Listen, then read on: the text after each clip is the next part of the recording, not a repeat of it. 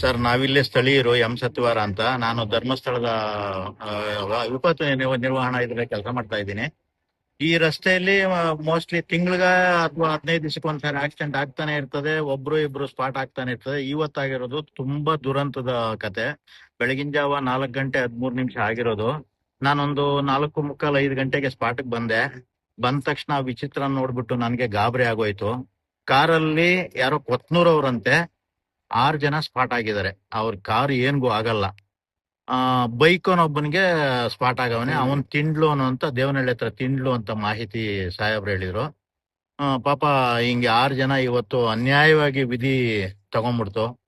ಇಲ್ಲ ರಸ್ತೆ ವ್ಯವಸ್ಥೆ ಹೆಚ್ಚು ಕಮ್ಮಿ ಇರೋದು ಗೊತ್ತಿಲ್ಲ, ಏನಂತ ಗೊತ್ತಿಲ್ಲ. ಅದನ್ನ ಕಣ್ಣಲ್ಲಂತೂ ನೋಡಕ್ ಆಗ್ತಾ ಇಲ್ಲ ಸರ್. ಆತರ ದುರಂತ ಇವತ್ ನಡೆದಿರೋದು. ಪ್ರತಿ ತಿಂಗಳನು ಇಲ್ಲಿಂದ ಕಂಬಳಿಪುರ ಬ್ರಿಡ್ಜ್ ಹತ್ರ ಹಿಡಿದು ಸಾದಪ್ನಳ್ಳಿ ಬ್ರಿಡ್ಜ್ ವರೆಗೂ ಪ್ರತಿ ತಿಂಗಳು 1-2 ಆಕ್ಸಿಡೆಂಟ್ಗಳಾಗಿ 2-3 ಸ್ಪಾಟ್ ಆಗ್ತಾ ಇದಾವೆ. ನಾವು ಪ್ರತಿ ತಿಂಗಳು ಇದ್ರಲ್ಲಿ ಅಟೆಂಡ್ ಮಾಡ್ತಾ ಇದ್ದೀವಿ, ನೋಡ್ತಾ ಇದ್ದೀವಿ. ಈ ಕರ್ಮ ನೋಡಕ್ ಆಗ್ತಾ ಇಲ್ಲ. ಅಂಟುತ್ತೆ, ಅವ್ದು ಆಟೋಮೆಟಿಕ್. ಸಂಜೆ 6 ಗಂಟೆಗೆ ಆನ್ ಆಗುತ್ತೆ, ಬೆಳಗ್ಗೆ 6 ಗಂಟೆಗೆ ಆಫ್ ಆಗುತ್ತೆ. ಯಾವಾಗನ ಸ್ವಲ್ಪ ರಿಪೇರ್ ಆದ್ರೂ ರಿಪೇರಿ ಮಾಡ್ತಾರೆ ಹೈವೇ ಅಥಾರಿಟಿ ಅವರು ಬಂದು. ಅದೇನ್ ತೊಂದರೆ ಇಲ್ಲ. ಲೈಟ್ಸ್ ಏನೋ ಕರೆಕ್ಟ್ ಆಗಿ ವರ್ಕ್ ಆಗ್ತಾ ಇದೆ. ಮೋಸ್ಟ್ಲಿ ಇಲ್ಲಿ ರಸ್ತೆ ಈ ಬ್ರಿಡ್ಜ್ ಈಚೆ ಬಂದ್ಮೇಲೆ ಅಲ್ಲಿ ಕಿರಿದಾಗಿರೋದೇ ಈ ಸಮಸ್ಯೆ. 3 ವೇ ಇದೆ ಬ್ರಿಡ್ಜ್ ಮೇಲೆ.